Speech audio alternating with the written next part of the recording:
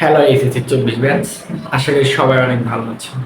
তোমরা বেশ কিছুদিন যাবত আমাদের পেজে মেসেজ দিয়ে যাচ্ছ যে ভাইয়া এসএসসি 24 ব্যাচে যেমন আইসিটির সাজেশনটা খুব ভালো কমেন্ট করেছে, ঠিক তেমনি আমরা যেন একটা অর্থনীতি প্রথম পত্রে একটা সাজেশন দিয়ে থাকি। তোমাদের মেসেজের কারণে আমরা একটু লেট করতে চেয়েছিলাম, যেহেতু আমাদের পরীক্ষাটা 25 তারিখে, যার কারণে আমরা আরো 1-2 দিন পরে দিতে চাচ্ছিলাম, কিন্তু তোমাদের কারণে আমরা খুব শীঘ্রই তোমাদের ফাইনাল সাজেশনটা নিয়ে আসলাম। আমি আজকে তোমাদের অর্থনীতি প্রথম পত্রের আমাদের যে 5টা টোটাল তো 10টা অধ্যায় আছে, তার মধ্যে আমাদের প্রথম অধ্যায়, দ্বিতীয়, তৃতীয়, চতুর্থ এবং নবম দশম এই 6টা অধ্যায়ের উপরে আমি 6টা সৃজনশীল দেবো আজকে। 6টা অধ্যায়ের মধ্যে 6টা দেব। এই 6টা একদম আমি এখানে লিখে রেখেছি, তোমরা দেখো 100% শিওর কাউন্ট করবে। তোমরা যেমন আইসিডিতে বেশ সারা ফেলেছ, মানে তোমরা এখনো যারা দেখোনি যে আইসিটিটা আসলে কিভাবে কমন করেছে তারা এখনো দেখতে পারে। আমাদের পেজে কিন্তু পিন করা একটা ভিডিও দেওয়া আছে, কোশ্চেনের সাথে মিলিয়ে দেখতে পারো যে কিভাবে কমন এসেছে। সো আজকে আমি 6টা সৃজনশীল নিয়ে আলোচনা করব। এই 6টা তোমরা খাতায় তুলে এই 6টা প্র্যাকটিস করবা ভালো করে। পুরো বই তো কভার করে যাবা, বা জাস্ট পরীক্ষার দিন সকালবেলা শুধুমাত্র এই 6টা ভালো করে সলভ করে যাবা বা দেখে যাবা। ইনশাল্লাহ আশা করি 100% এখান থেকে এই 6টার মতো করে জাস্ট নাম্বারগুলো একটু চেঞ্জ করে, সংখ্যাগুলো একটু চেঞ্জ করে এই 6টার মতো করে ইনশাল্লাহ আসবে আশা করি। 11টা সৃজনশীল আসবে, তার মধ্যে আমি 6টা অধ্যায় থেকে 6টা সৃজনশীল আলোচনা করবো, এর মধ্যে এই 6টা ইনশাল্লাহ আসবে, শতভাগ শিওর। ওকে, দেখো আমি প্রথম অধ্যায় থেকে যেটা রেখেছি সেটা হলো উৎপাদন সম্ভাবনা রেখার একটা চিত্র দিয়েছি। প্রথম অধ্যায় থেকে 2টি সৃজনশীল হওয়ার পসিবিলিটি আছে। একটি হলো এই চিত্রের উপরে আসবে, মানে উৎপাদন সম্ভাবনা রেখা, হয়তোবা সূচি দেওয়া থাকবে, সূচি থেকে এটা আঁকতে হবে। এটা থাকতে পারে, আবার এই চিত্র থেকে সূচিও থাকতে পারে। তোমরা এটা পারলে ওটাও পারবা, কিন্তু তোমরা অলরেডি জানো। এবং আরেকটা সৃজনশীল হতে পারে তোমাদের যে অর্থ ব্যবস্থা আছে, প্রথম পত্রের মধ্যে 4 ধরনের অর্থ ব্যবস্থা আছে অর্থনীতিতে। এই 4 ধরনের অর্থ ব্যবস্থা পড়বা, ওটাতে ম্যাথ নেই, শুধু থিওরি। এই 4 ধরনের অর্থ ব্যবস্থা পড়বা, আর এই ম্যাথটা ভাইয়া দেখে যাবা, ইনশাল্লাহ শতভাগ কমন আসবে। প্রথমে লেখা আছে দুষ্প্রাপ্যতা কাকে বলে, সামষ্টিক অর্থনীতি কাকে বলে, এইগুলো কিন্তু তোমরা অধ্যায়ের ভিতরে খুব ভালোভাবে পড়েছো। উদ্দীপকে যে মৌলিক অর্থনৈতিক সমস্যার কথা বলা হয়েছে সেটি ব্যাখ্যা করো। এখানে মৌলিক অর্থনৈতিক সমস্যার কথা বলা হয়েছে কোনটা, দেখো সম্পদের স্বল্পতা বা সম্পদের সীমাবদ্ধতা, কিন্তু আমাদের চাহিদা অসীম, এইটা নিয়ে কথা বলেছে। তোমরা সেটা বইয়ের মধ্যে ভালো করে দেখে আলাদা খাতায় নোট করে তারপর পড়ে নিবা। ঘ নম্বরে দেখো কি বলছে, ই ও এফ বিন্দু উৎপাদনের যৌক্তিকতা আলোচনা করো। এই যে ই একটা বিন্দু, এফ একটা বিন্দু। ই হলো অন্তস্থ মানে ভেতরের একটা বিন্দু উৎপাদন সম্ভাবনা রেখা, আর এফ হলো বাহিরের একটা বিন্দু। এইটা কিন্তু মোস্ট ইম্পর্টেন্ট, প্রত্যেকটা বোর্ডে আসে এটা, শুধুমাত্র ঢাকা বোর্ড বা কোনো একটা স্পেসিফিক বোর্ড না, সারা বাংলাদেশের ওয়াল বোর্ডে কিন্তু এই ম্যাথটা আসে যে এই ভেতরের বিন্দুতে উৎপাদন করা সম্ভব নয়, বাইরের বিন্দুতে উৎপাদন করা সম্ভব নয়। এটা হলো উত্তর, এটা আগে প্রথমে লিখে নিবা, তারপরে এটার পেছনে যুক্তি দেখাবা বইয়ের মধ্যে সুন্দর করে। এটার পেছনে যুক্তি দেওয়া আছে, এটার পেছনে কেন এই দুটি বিন্দুতে উৎপাদন করা সম্ভব নয়, সুন্দর করে সেই যুক্তিগুলো দেখে নিবা। এবার দেখো ভাইয়া 2 নাম্বার কোশ্চেন আমি কি রেখেছি। 2 নাম্বার কোশ্চেন রেখেছি দাম ও চাহিদার পরিমাণ, দাম পি, চাহিদার পরিমাণ কিউ। ক নাম্বার বলেছে উপযোগ কি। খ নাম্বার বলেছে আয়ের পরিবর্তনে চাহিদার পরিবর্তন হয়, ব্যাখ্যা করো। গ নাম্বার বলেছে উদ্দীপকের সূচি হতে চাহিদা রেখা অঙ্কন করো, অর্থাৎ এই সূচি থেকে চাহিদা রেখা অঙ্কন করবা। ভূমি অক্ষে এরকমই নিবা, ভূমি অক্ষে নিবা হলো চাহিদার পরিমাণ কিউ, আর লম্ব অক্ষে নিবা দাম। দাম কিন্তু সবসময় ভাইয়া লম্ব অক্ষে রাখা উচিত। এটা দিয়ে 3টা পয়েন্ট হবে, এটার জন্য একটা পয়েন্ট, এটার জন্য একটা, এটার জন্য একটা পয়েন্ট। পয়েন্ট দিয়ে চাহিদা রেখা অঙ্কন করে দিবা। মনে রাখবা চাহিদা রেখা কিন্তু সবসময় এরকম চিত্র হয়, চাহিদা রেখার চিত্রটা কিন্তু সবসময় এরকম হয়, এটা খেয়াল রাখবা, ঠিক আছে? এটা খেয়াল রাখবা, চাহিদা রেখা সবসময় এরকম চিত্র হয়। ওকে, ঘ নাম্বার কি বলছে দেখো, কিউডি ইকুয়াল 9 - 2p এবং কিউএস ইকুয়াল -1 + 3p হলে ভারসাম্য দাম ও পরিমাণ বের করো। এটা কিন্তু মোস্ট ইম্পর্টেন্ট। এখানে যেমন শেষেরটা খুবই গুরুত্ব দিয়ে বললাম যে সারা বাংলাদেশের সব বোর্ডের জন্য, ঠিক তেমনি এইটার ঘ নাম্বারটা খুবই ইম্পর্টেন্ট।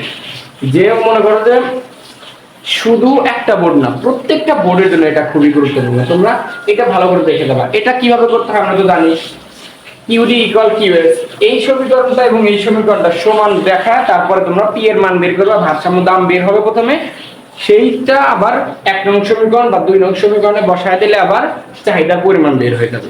তো আশা করি তোমরা, আমি এখন দেখাচ্ছি মাত্র 2টা, এরপর আরো 2টা দেখাবো, এরপর আরো 2টা, মোট 6টা সৃজনশীল দেখাবো। আশা করি এই 6টা থেকে একদমই 100% তোমরা কমন পাইবা। ওকে, তাহলে আমরা এরপরে 2টা দেখি। 3 নাম্বার সৃজনশীলটা যেটা আমি লিখেছি, উৎপাদনের পরিমাণ কিউ আর মোট ব্যয় হলো টিসি।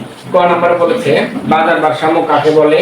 ক নাম্বার মোট ব্যয় কত প্রকার ও কি কি। আমরা জানি মোট ব্যয় 2 প্রকার, মোট স্থির ব্যয় আর মোট পরিবর্তনশীল ব্যয় বা পরিবর্তনীয় ব্যয়। অর্থাৎ এটাকে প্রকাশ করা হয় TC equal TFC plus TVC. হ্যাঁ, এটা হলো খ নাম্বারের জন্য 2টা ব্যয়, মোট স্থির ব্যয় আর মোট পরিবর্তনশীল ব্যয়। ওকে, গ নাম্বারে দেখো কি বলেছে, উদ্দীপক হতে গড় ব্যয় এসি বের করো। অর্থাৎ এই সূচি থেকে আর একটা কলাম নিয়ে এসি বের করবা। এসি বের করতে সূত্র আমরা জানি, এসি বের করার সূত্র কি, টিসি ডিভাইডেড কিউ। হ্যাঁ, এই সূত্রটা দিয়ে আর একটা বের করে দিবা, একদমই কিন্তু সিম্পল। ঘ নম্বরে দেখো কি বলেছে, উদ্দীপকের আলোকে এসি ও এমসি রেখার সম্পর্ক চিত্রের মাধ্যমে দেখাও। অর্থাৎ তাহলে আমরা যা বুঝলাম যে এসি তো আমরা গ নাম্বার বের করব, ঘ নাম্বার তোমার নতুন করে লাগবে কি, এমসি লাগবে। আর একটা কলম দিয়ে এমসি বের করে নিবা। এমসি মানে হলো মার্জিনাল কস্ট, মানে প্রান্তিক ব্যয়। বের করে নিয়ে একটা চিত্রের মাধ্যমে ভূমি অক্ষে উৎপাদনের পরিমাণ নিবা আর লম্ব অক্ষে এসি এবং এমসি, একটা চিত্রে এসি এবং এমসি দেখায় দিবা। এটা আমরা যারা আমাদের এইচএসসি 26 আছো তাদের জন্য আমরা নতুন করে আলোচনা করতে যাচ্ছি। আর তোমরা যারা 24 আছো তোমাদের অলরেডি কিন্তু এই টাইপের সৃজনশীল অনেকগুলো করানো আছে। আমরা যে এখানে বলছি বারবার যে 6টা থেকে 6টা কেন কাউন্ট করবে, কারণ আমরা ওয়াল বোর্ড 2-3 বছর পূর্বে প্রিভিয়াস গুলো প্রশ্নগুলো সব গবেষণা করে বারবার আসা প্রশ্নগুলো নিয়ে আলোচনা করছি, যাতে করে এইগুলো একদম শতভাগ ইনশাআল্লাহ কমন আসবে। দেখো 4 নম্বরে যেটা বলেছি, আরেকটা কথা বলে নিই, আমার এই সৃজনশীলগুলো ভিডিও লং হবে বলে আমি কিন্তু অ্যানসার করাচ্ছি না, জাস্ট মুখে কিছু ক্লু দিয়ে দিচ্ছি, তোমরা এটা পেরে যাবে, কারণ 2 বছর তো পরে আসছো। তারপর যারা ভেরি উইক মানে করতে পারবে না, প্রবলেম হবে, তারা চাইলে ইনবক্সে মেসেজ দিতে পারো, সরি মানে পেজ মেসেজ দিতে পারো, তাহলে আমরা চেষ্টা করব তাদের জন্য আবার নতুন একটা ভিডিও দেওয়ার জন্য। ওকে, 4 নাম্বার যেটা দেখো, একক কিউ মোট উপযোগ টি ইউ টোটাল ইউটিলিটি। ওকে, ক নাম্বারে বলেছে উৎপাদন কি, খ নাম্বার বলেছে প্রান্তিক উপযোগ কাকে বলে, গ নাম্বার উদ্দীপকের আলোকে টি ইউ রেখা অঙ্কন করো। অর্থাৎ উদ্দীপকের এই আলোকে টি ইউ রেখা অঙ্কন করতে বলেছে। ঘ নাম্বার উদ্দীপকের সূচিটি ক্রমহ্রাসমান প্রান্তিক উপযোগ বিধি মেনে চলে কিনা ব্যাখ্যা করো। এটা কিন্তু মোস্ট ইম্পর্টেন্ট এইটা। ঘ নাম্বারটা খুবই খুবই গুরুত্বপূর্ণ, এটা কিন্তু ম্যাক্সিমাম বোর্ডে আসে, দেখা যায় যে একটা বছরে 3-4টা বোর্ডে আসে, মানে ম্যাক্সিমাম বোর্ডে আসে, খুবই গুরুত্বপূর্ণ এটা। তো এই গেল হলো তোমাদের 4টা। এরপর দেখো আমাদের পরের 2টা কোশ্চেন আমরা কি 5 নম্বরে কি বলেছে। 5 নম্বরে বলেছে কি, সি ইকুয়াল, আমরা জানি যে সি দিয়ে অর্থনীতি প্রকাশ করা হয় ভোগ, মানে কনজাম্পশন বা কনজিউম, মানে আমরা যেটাকে ভোগ করি, ভোগ মানে খাই যেটা, ওইটাকে সি দ্বারা প্রকাশ করা হয়। আর আই হলো ইনভেস্ট, মানে বিনিয়োগ দ্বারা প্রকাশ করা হয়, বিনিয়োগকে আয় দ্বারা প্রকাশ করা হয়। তাহলে এখানে সি মানে ভোগের একটা অপেক্ষক দেওয়া আছে আর আই একটা বিনিয়োগ দেওয়া আছে। ক নাম্বার প্রশ্ন বললাম জিডিপি এর পূর্ণরূপ লিখো, যেটা আমরা পারব অধ্যায়ের ভিতরে আছে। এটা কিন্তু মেবি নবম অধ্যায়ের একটা সৃজনশীল, নবম অধ্যায়ের মধ্যে গেলে তোমরা এটা পাবে। দেখো তারপর খ নাম্বারে বলেছে সঞ্চয়ের সাথে বিনিয়োগ কিভাবে সম্পর্কিত। হ্যাঁ, অবশ্যই সঞ্চয়ের সাথে বিনিয়োগ সম্পর্কিত, কারণ দেখো সঞ্চয় যদি না করো তুমি কি বিনিয়োগ করতে পারবা? একজন মানুষ যদি দিনে 300 টাকা ইনকাম করে, 300 টাকায় যদি খেয়ে ফেলে, তাহলে তার কোনো সঞ্চয় হবে না, বিনিয়োগ হবে না। একজন মানুষ যদি দিনে 300 টাকা ইনকাম করে, 200 টাকা খেয়ে ফেলে, আর 100 টাকা যদি সেভ করে মানে সঞ্চয় করে, তাহলে মাস শেষে তার কিন্তু 3000 টাকা সঞ্চয় হবে। তখন সেই 3000 টাকা দিয়ে হাঁস মুরগি গরু বা এইগুলো কিনতে পারবে, মানে বিনিয়োগ করতে পারবে, নতুন কোনো কিছু তৈরি করতে পারবে। হ্যাঁ, তো এই জন্য বলতে সঞ্চয়ের সাথে বিনিয়োগ কিভাবে সম্পর্কিত একটু ব্যাখ্যা করে সুন্দর হবে, বইয়ের মধ্যে দেওয়া আছে, এগুলো ব্যাখ্যা করবে। গ নম্বরে বলেছে উদ্দীপকের আলোকে ভারসাম্য জাতীয় আয় বের করো। একদমই ইজি একটা ম্যাথ ভাইয়া, মানে অ এর মান বের করতে বলছে। তো আমরা জানি এটা হলো 2 খাত বিশিষ্ট অর্থনীতি, যেখানে জি এর মান দেওয়া থাকবে না, মানে সরকারি ব্যয় দেওয়া থাকবে না, তাকে বলা হয় 2 খাত। আর সরকারি ব্যয় যেমন দেওয়া আছে ঘ নম্বরে, মানে সি এর মান দেওয়া থাকবে, আই এর মান, জি এর মান, এটাকে বলা হয় 3 খাত অর্থনীতি। তো এটা যেহেতু 2 খাত অর্থনীতি, তাহলে ওয়াই এর আমরা সূত্র জানি যে y equal C plus i, সেইটা দিয়ে মানে সি এর মান বসাই দেবো, আই এর মান বসাই দিয়ে আমরা ক্যালকুলেশন করে পক্ষান্তর করে একটা মান চলে আসবে, সেটা হলো গ নম্বরে। এবার দেখো ঘ নাম্বার কি বলেছে, সি ইকুয়াল এটা মানে আরো একটা ভোগ অপেক্ষক দিয়েছে, একটা বিনিয়োগ দিয়েছে, একটা সরকারি ব্যয় দিয়েছে, ফলে ভারসাম্য জাতীয় আয়ের কিরূপ পরিবর্তন হবে, অর্থাৎ নতুন করে আরো একটা উদ্দীপকের মতো দিয়েছে, এখান থেকেও তোমার আয়ের মান বের করতে হবে। এটা যেহেতু তিন খাত অর্থনীতি বিশিষ্ট, সো এটার তাহলে সূত্র কি হবে, ওয়াই ইকুয়াল, সূত্র হবে এইটা, Y equal C plus I plus G. এই সূত্র তোমরা ঘ নম্বর বের করবা, বের করে যেটা অ্যান্সার আসবে জাতীয় আয় যেটা বের হবে মানে ওয়াই বের হবে, এই মানগুলো দিয়ে বের হবে, সেটা আবার তুলনা করবা গ নাম্বারে যেটা অ্যান্সার হবে ওইটার সাথে তুলনা করবা যে কি রূপ পরিবর্তন হলো। ওকে, এবার দেখো ভাইয়া 6 নম্বরে কি বলছে। 6 নম্বর এটা হলো লাস্ট অধ্যায়, মানে তোমাদের দশম অধ্যায়ের এটা একটা সৃজনশীল, খুবই গুরুত্বপূর্ণ। দশম অধ্যায় থেকে দুইটা কিন্তু সৃজনশীল হবে, মানে এইটার আলোকে বা এইটার মতোই হবে, হয়তো বা একটু সংখ্যাগুলো চেঞ্জ করে আসবে। মোট বিহিত অর্থের পরিমাণ এম, অর্থের প্রচলন গতি ভি দেওয়া আছে, অর্থাৎ চারটায় আমাদের যে দাম স্তর পি এর যে সূত্র আছে, আমরা কিন্তু পি এর একটা সূত্র জানি। দেখো দাম স্তর বের করার একটা আমরা সূত্র জানি, আমি একটু সূত্রটা লিখে দিচ্ছি। সূত্রটা হলো P equal M V plus M on V on divided T. এটা কিন্তু আমরা দাম স্তর বের করার একটা সূত্র জানি। তো সেই সূত্র দেখো এম এর মান দেয়া আছে, ভি এর মান দেয়া আছে, এম ওয়ান এর মান দেয়া আছে, ভি ওয়ান এর মান দেয়া আছে, টি এর মান দেয়া আছে, তাহলে তো ইজি, শুধু মান বসাই দিবা। ক নম্বরে বলেছে অর্থ কি, সংজ্ঞা বইয়ের মধ্যে জেনে নিবা।